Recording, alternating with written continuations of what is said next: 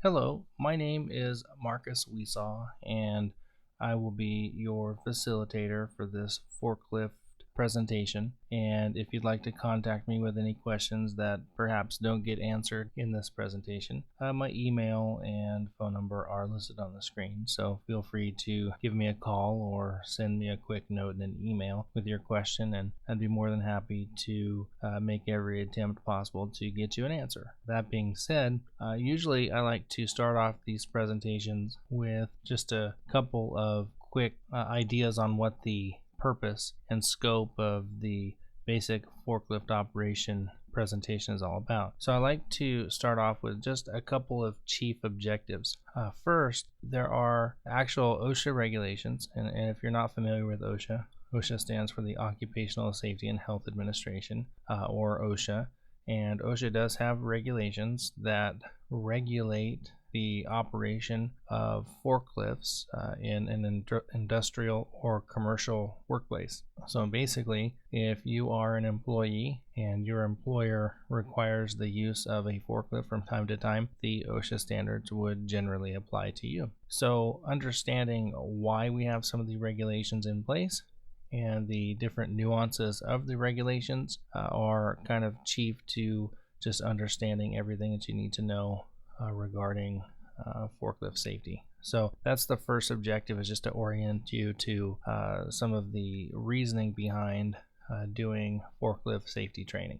Secondly, what I want to share with you is that there are just a ton of historical cases where people have been involved in numerous fatalities or serious injuries where a forklift was involved. So forklifts are kind of inherently dangerous. I know a lot of people think that, a moderate type of machinery, but they are, that goes well beyond, most reasoning within people's mindset, because forklifts are dangerous. They're used in almost every single industry in the United States, from construction to certain mining operations, to oil and gas operations, to manufacturing, and just general use. So forklifts are pretty much present throughout all industries, and what's interesting about that is the hazards associated with forklifts are pretty much universal, at least in my opinion. So let's go ahead and move on to the next slide here. Talk to you just about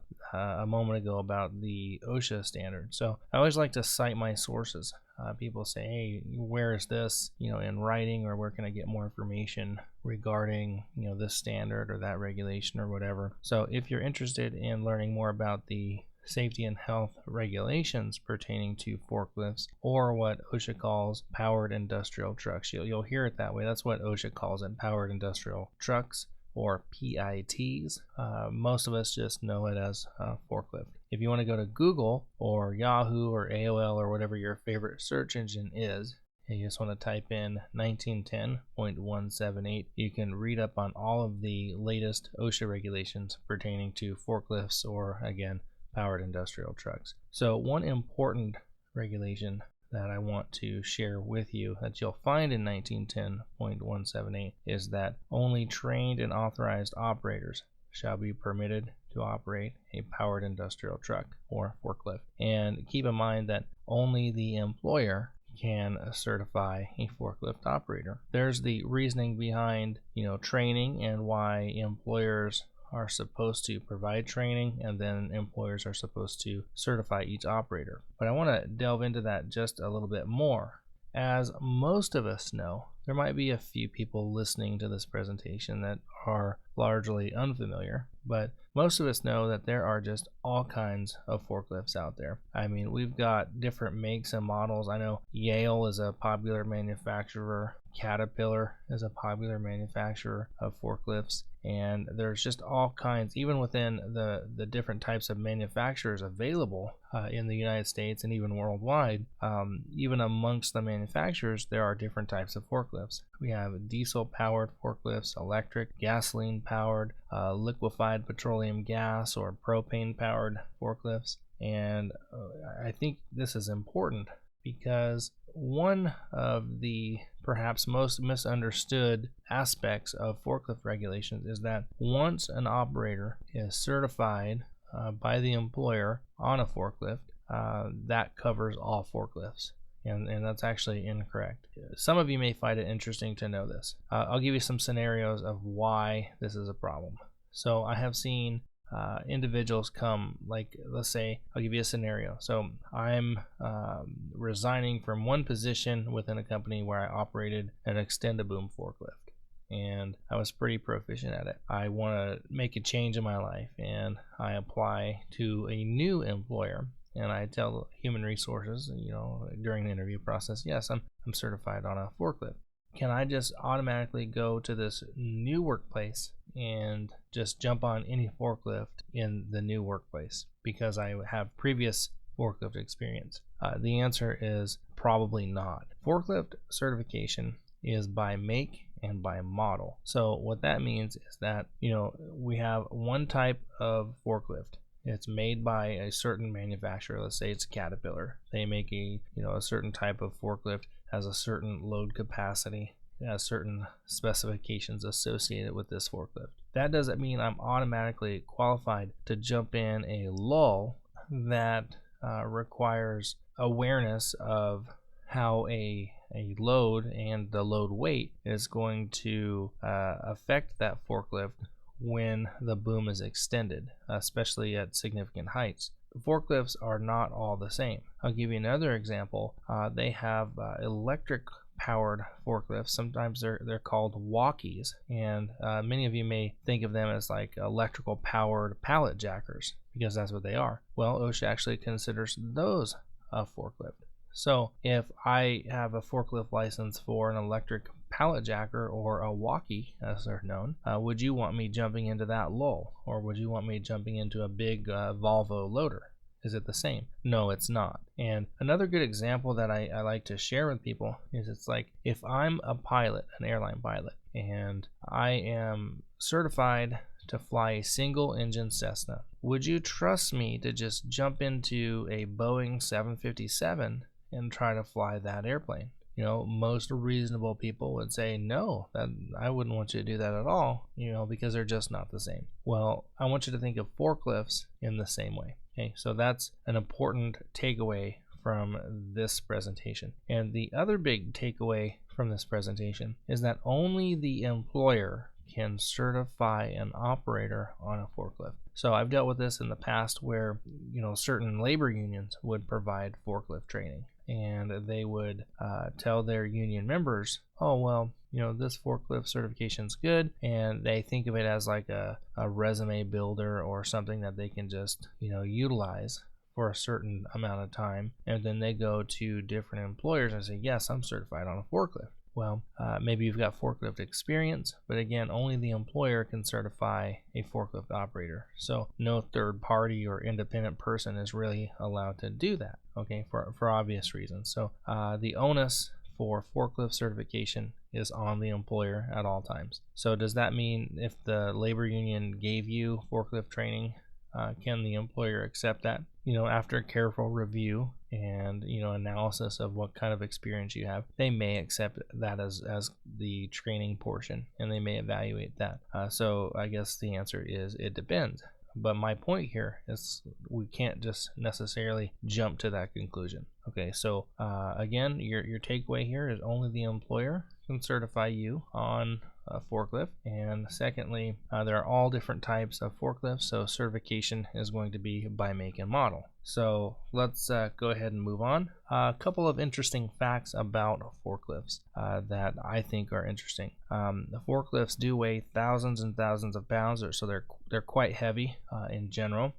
Mechanically, they are just fascinating because they're so extremely powerful. They can lift so much, and we often really forget about the mechanical advantage involved of forklifts. Hopefully I don't get my tongue tied again, but most forklifts are rear wheel steering. So they turn from the rear, and what's interesting is the turning radius of forklifts is very impressive. These things can just turn on a dime, which is very, very useful, especially in construction, especially in areas where you need to, need that precision steering. Where forklifts can be kind of tricky to use are in aisleways, especially in like warehouse settings. Usually they have forklifts called order pickers that are used in aisleways and warehouses for that very reason. So let's go ahead and move on. I'd like to just briefly survey some of the very basic parts of a forklift, just to orient those of you who may be new to forklifts and what they're all about. So obviously there's a seat, there's counterweights on some of them, the steering wheels and axle are usually on the back, and then you have drive wheels on the front. You have an overhead guard and a warning light usually on the top.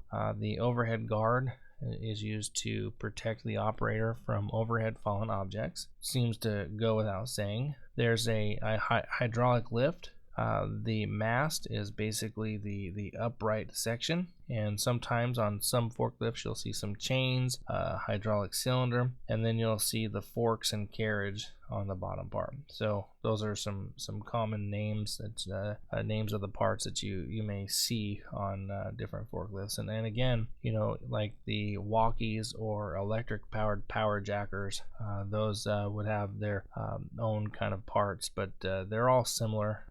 Sometimes different forklifts are unique in their parts, so they're all going to be similar, but they're not going to be exactly the same. Looking at gauges, every operator is supposed to know all of the gauges and controls of that forklift and have a distinct familiarity with the gauges. So some common types of gauges: engine temperature, fuel gauge, hours meter, battery gauge. Just kind of depends on what kind of forklift that you have, how old it is, how new it is, but each operator again is supposed to be familiar with all the gauges. Additionally, operators are supposed to be very familiar with the forklift truck controls. Some forklifts will have the ability to boom out, others won't.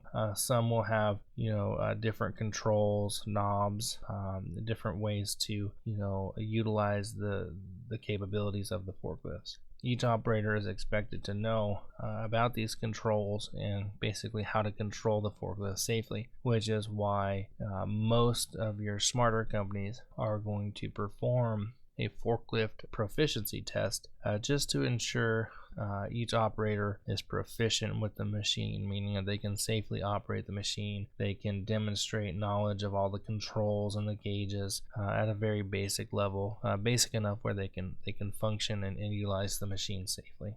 Moving forward here, switches are the same kind of reasoning here. You have to know where the ignition switch is, you have to know where the horn is, and any additional switches that might be relevant to the machine that you're using. Next, I want to discuss something quite important regarding data plates. I can tell you that if an OSHA compliance officer comes to your facility and they notice that there's a forklift there, you better believe they're going to check that data plate. And as an operator, you too want to check the data plate. Now, the data plate, it kind of has some what most people would call boring information on it, but it's still useful information. It has information like the model number, the serial number, but what I want to kind of direct your attention to is, in my opinion, for forklift safety, the most important thing, or one of the most important things that is itemized on the data plate, is the load capacity. Now, that load capacity is basically how much in pounds that forklift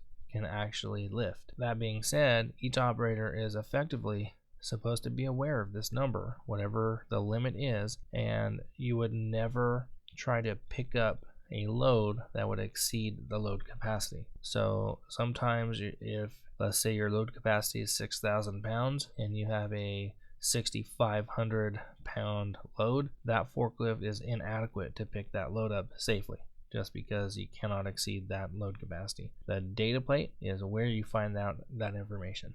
So it's very, very important. Additionally, some people in many organizations use forklift attachments. Now, if you use forklift attachments, the attachments pretty much have to be engineered for that forklift, and the attachments have to be stamped on the data plate as well, because the attachments can change the center of gravity of that machine and therefore alter the load capacity or safe load capacity. So usually you get a letter from the manufacturer, or the forklift attachment manufacturer can give you a letter, and your third option is to have a professional registered engineer review the specifications of the forklift attachments and make sure that all this information is on the data plate. That being said, never use a forklift attachment without checking that data plate and making sure the attachment is safe for use. I'm going to move on to tire types now. I'm just going to briefly survey this.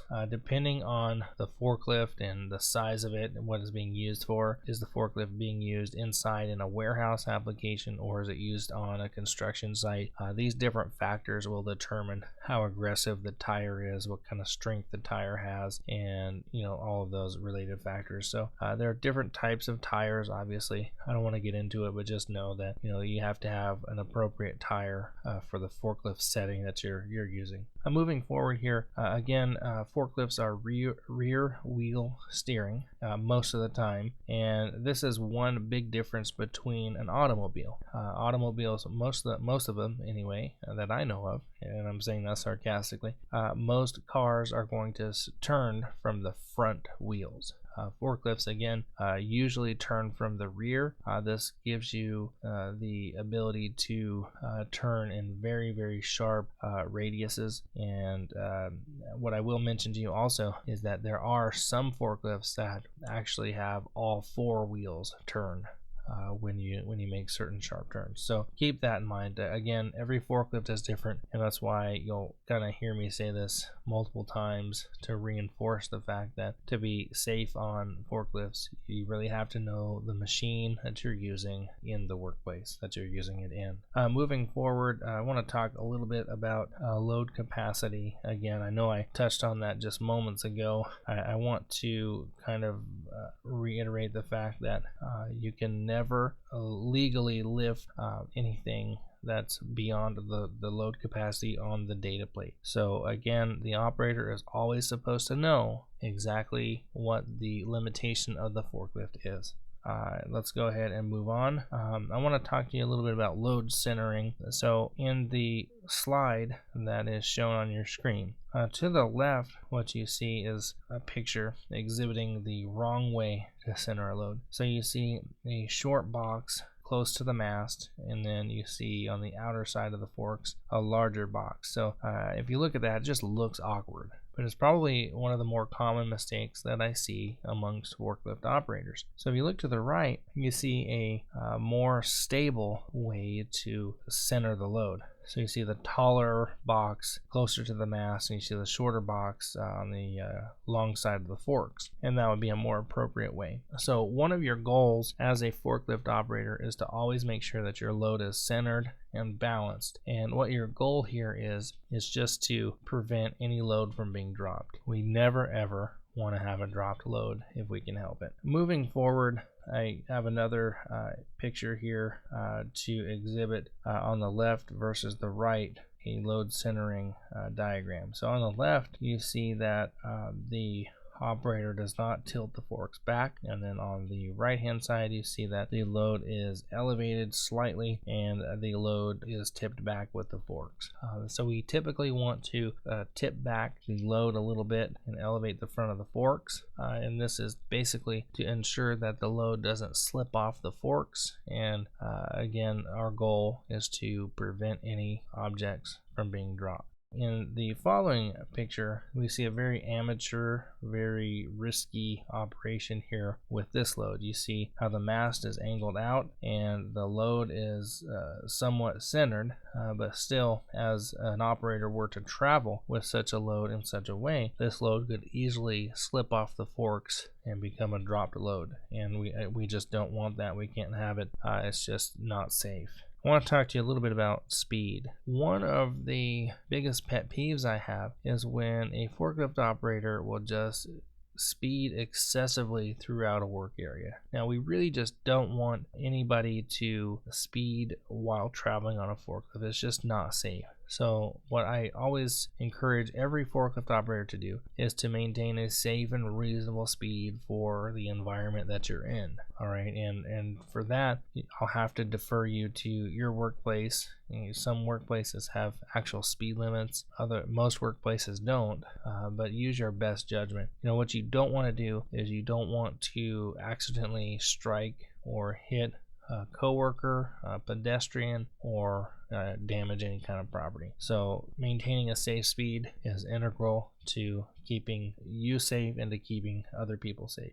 Quick turns. If there's one sure way to drop a load, it's to turn too quickly. Again, we've already talked about how forklifts have the ability to make very sharp turns. Well, making a sharp turn too quickly or too efficiently can result in a load becoming off balance, and that would result again in a drop load. We never ever want to drop a load. Let's move on to what is commonly known as the 8-inch rule. So if you look at the 8-inch rule as outlined in the slide, you'll notice that a general rule of thumb is to elevate the forks 8 inches off of the surface that you're driving over, and basically you would tip the forks up slightly and maintain that 8-inch clearance. And usually what we try to do is we encourage people to do this because it centers the load, it balances the load, it gives you a little room for error if you have an uneven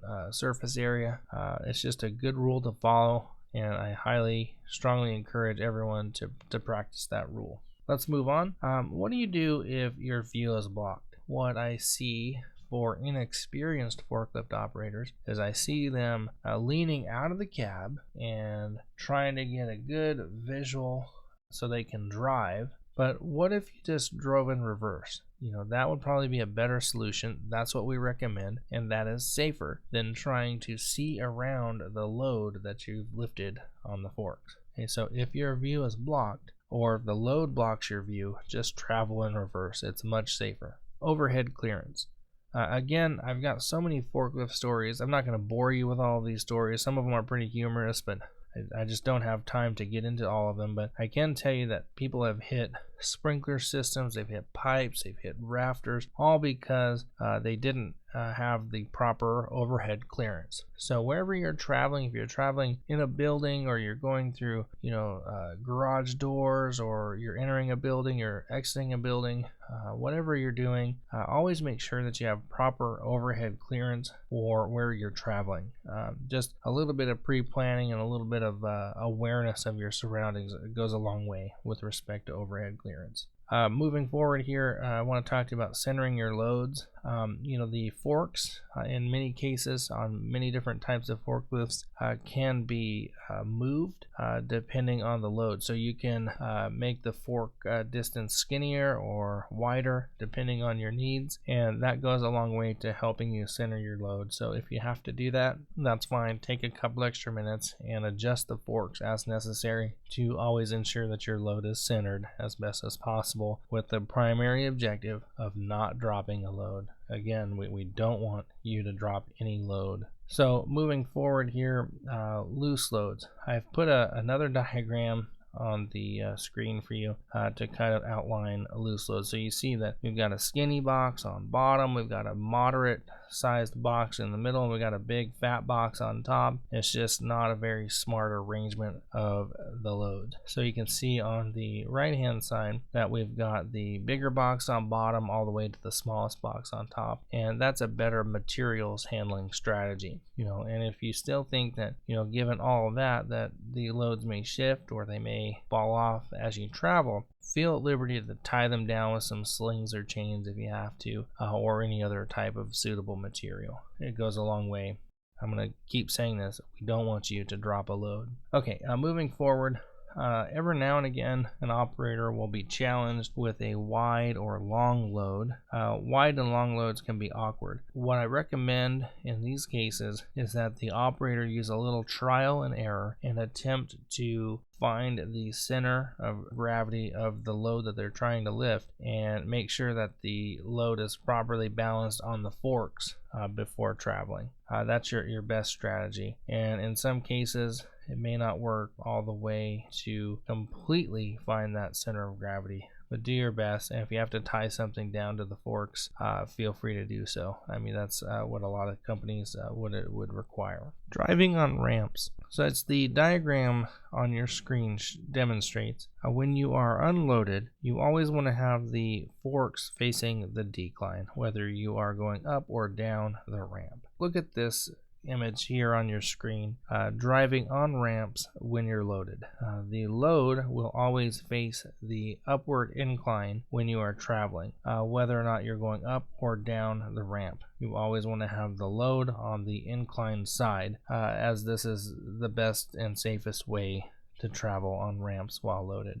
Driving across ramps can actually be challenging, and depending on the type of forklift that you're utilizing, driving across ramps can be rather dangerous and can cause you to lose your loads quite easily, because the ramp incline or decline can actually cause the loads to become unstable, and this results in the loss or drop of the load, and we don't want that. So whenever you are driving across a ramp, try to avoid that while loaded if you can. Now I do understand some forklifts would be equipped for that, while others are not suited for that purpose. So again, know the machine that you are utilizing and be very careful when driving across ramps with a load. Driving on various surfaces. This is going to be something that each operator will have to have a keen understanding of within their own individual workplace. Like I've alluded to in the past in this presentation, there are numerous industries with numerous work settings. We have construction sites, mining sites, we've got warehouses, we've got manufacturing, we've got oil and gas locations. The list goes on and on and on. Now, how a forklift is used and where it is used depends on you and your individual work location. If you are in construction, I would predict that you're going to be using off-road heavy-duty extended boom forklifts and heavy loaders. And these driving conditions are going to be involving different surfaces like mud, like sand in some cases, maybe a little concrete, maybe gravel. So each operator has got to be able to identify how these different surfaces is going to impact the forklift operation while you travel with a load. And so be aware of that. Know and have an understanding of the different various driving surfaces that could impact your forklift operation. For those of you who will be loading in loading dock scenarios, one of the things that's very important is a lot of the trailers that you're going to find in the transportation industry are going to have a wood bottom. Over time, the wood floor can become deteriorated, it can crack, it can get weak over time, and there are cases where people are loading pallets of materials onto the trailer. They drive into the trailer, and you could actually fall through if the wooden floor is deteriorated. So for those of you who do utilize loading docks and load different types of trailers with materials using pallets, one of the best things I could tell you as a recommendation is to go out and just evaluate real quickly how the condition is of the floor. Make sure the floor, if it's wood, it's going to be in good condition, no signs of weakness or deterioration. So just one of the things that you can take a peek at prior to loading and offloading. Moving forward on loading docks, for this particular instance, I want you to understand that a lot of these truck drivers will tell you that you don't need to chock the wheels of the truck because the brakes are set, and that's actually not as safe as what we want. When you do load and unload trucks, trailers, always make sure the wheels are chocked for safety. Parking. Parking is pretty simple for safety, but one of the biggest pet peeves I have with operators on parking forklifts is that they don't always completely lower the forks to the ground. And so what we see is that when operators don't necessarily lower the forks level with the ground, that they're elevated a little bit, and you might be surprised, but a lot of people will trip over those forks. You're not supposed to, but people love walking on forklift forks, and often they trip. So it's actually a tripping hazard. So when you park your forklift, try to make sure that the forks are as level with the surface area as possible. And of course, when parking, always ensure that you turn the engine off and remove the key and set the parking brake for safety, especially if there's an incline or decline in the surface area. For those of you who would be utilizing a forklift where there are intersections, the best advice I can give you for a best practice is to honk the horn to alert nearby traffic, nearby individuals or other workers in the area that you're coming around a corner, because there is a blind spot there, and a lot of times people aren't paying attention. They're kind of zoning out and they're in their own world. Don't assume that they automatically will hear you as you come by in the forklift, because often they don't. So in order to prevent people from getting hurt or to prevent property from being damaged, just honk the horn a couple of times prior to turning, crossing an intersection, as this will promote a safer workplace. Keeping work area clear. So as you are raising and lowering the mast, a big dangerous thing that I see a lot of times is workers in the near vicinity standing underneath the forklift load or near the forklift load. So we've kind of been discussing our emphasis of preventing loads from dropping in the first place. But let's admit that sometimes we can do everything right, and let's say we have a load and it's in a box and the box actually breaks open, or the pallet breaks open or gives way. So sometimes an operator can do everything correctly and still have a load become a dropped load for various reasons. So because certain circumstances do happen from time to time, we never want to allow any other employees or pedestrians, civilians, whatever you want to call them, to be in our work area as we operate the forklift. So always maintain that your area is free and clear from people whenever possible. And if you are working with other people, just make sure that they're not directly underneath your load if you're raising the load, or make sure that they're not in between your load and, say, the wall or an area where there is a struck by or caught between hazard. Moving on. No riders allowed. Don't give your coworkers a ride on the forklift. Don't let them ride on the back. Don't let them ride on the forks. No riders allowed, period. It's just unsafe. Many people have been hurt and even killed for doing this, and it's just not a good idea. It's not safe. Don't do it. Wear your seatbelt. This is probably one of the things that annoys a lot of forklift operators when I come around and do site visits and site audits. I ask them why they're not wearing seatbelts. I ask them, well, do you wear a seatbelt when you drive? And most of the time people say yes, it's click it or ticket. So in many states in the United States, the law requires in that state that you wear a seatbelt, but people forget that seatbelts exist on forklifts also. Keep in mind that if your forklift is not equipped with a seatbelt, OSHA can actually cite the employer. They can cite your company a violation for not providing a seatbelt for use. If you do have a seatbelt, which most forklifts are equipped with seatbelts, I highly recommend that you wear your seatbelt. If you want to know why, for those of you who don't know why, we want to wear a seatbelt in case the forklift should ever tip over, roll over for whatever reason, however likely or unlikely that is. We want to keep the operator inside the cab of the forklift, as that is the safest place to be during a rollover. So again, I can't stress this enough. Wear your seatbelt. Use your horn often. So like I said before, a best practice for crossing intersections or turning around a blind spot in an intersection is to use your horn. In other cases, you may just be going straight ahead and there may be another forklift operator, there may be another car in the way, or there could be people that are kind of near the area that you need to travel. Use that horn often. Honk that horn. Get people to be aware of you as you're the operator, because we think other people are paying attention, but often we find that they're just not. Use that horn, get attention, let everyone know that you're there and you have a big heavy machine and it can hurt people. So use that horn. We're moving on. I want to talk a little bit about backup alarms. Each forklift should have a backup alarm, and when you reverse, the alarm should go off.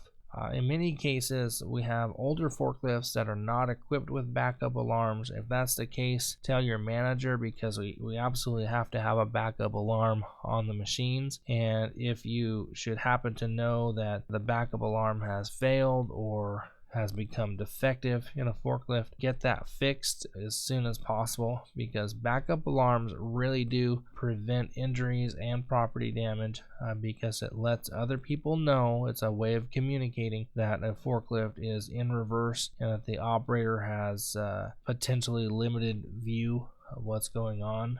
As much as they can turn around, often you're limited in that way. So backup alarms are a good preventative safety initiative, and they do help, again, to prevent all kinds of injuries and property damage. Warning lights. Many forklifts are equipped with a warning light on top. Usually it's just like a beacon, a yellow beacon that kind of turns around. Sometimes they're red. Most often they're going to be yellow. Not all forklifts will be equipped with those, but typically those that are equipped with a warning light on top of the cab, make sure that the lights, if they burn out or get old, that they are replaced. I have seen OSHA cite different companies for having light bulbs out as they consider the machine defective. So warning lights should be part of the preventative maintenance program for the forklift that you're using. And we're moving on. I want to talk a little bit about daily inspections now. Each operator should definitely know what a daily inspection is. Now, a daily inspection is basically similar to how a CDL truck driver would check big rig. They would check their tractor trailer before they would take a trip. The same principle applies to forklift safety. Some things that you would want to check prior to using the forklift for the day is you want to make sure the seat belt works, that there's a warning light if it's equipped, the backup alarm works, the horn works. You want to make sure that you can steer, the brakes work, that the carriage chain forks are all in good condition, that no hydraulic hoses are leaking or are deteriorated. You want to make sure that all the controls, the tilt controls, the lift controls, that they work. You want to make sure that the tires are in good condition. In some cases, for those of you who are tracking hours for a preventative maintenance program, you want to look at the hours to make sure that you're maintaining your oil, your other fluids, getting your inspections done properly in accordance with a preventative maintenance schedule. So checking the hours meter may be important for you, and you're always going to look for leaks at all times. Any kind of leak should be reported to management, as we cannot have any defective part of a forklift, including things that leak like hydraulic hoses. For those of you who are using gasoline or diesel powered forklifts, or even propane powered forklifts, you want to make sure that you have enough fuel. Check your gauges, your oil level, your pressure, water levels, fan belts in some cases if your machine's equipped with that. So basically, whatever forklift you have, you want to check everything that there can be checked on that forklift machine and make sure it's in good working order. So again, the OSHA regulations require that we cannot have any defective component of a forklift. So that can be just the simplest of things. If a seatbelt is not working properly, well, that's a defect. If you're missing a part, that's a defect. So keep that in mind.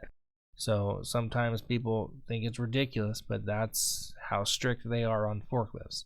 On a side note, OSHA consistently cites forklifts. It's usually in the top 10 most commonly cited violations list year after year. So this is one of the most common violations that employers see. Again, let me make it very clear. We cannot have any defective parts on a forklift. Tell your manager, tell your supervisor when you notice a defect, and make sure that they get that fixed as soon as possible for safety. Not only for OSHA compliance, but for your safety as an operator. Refueling and recharging. We're getting closer to the end of my lecture presentation here. So really, I just want to give you a couple of notes on refueling and recharging.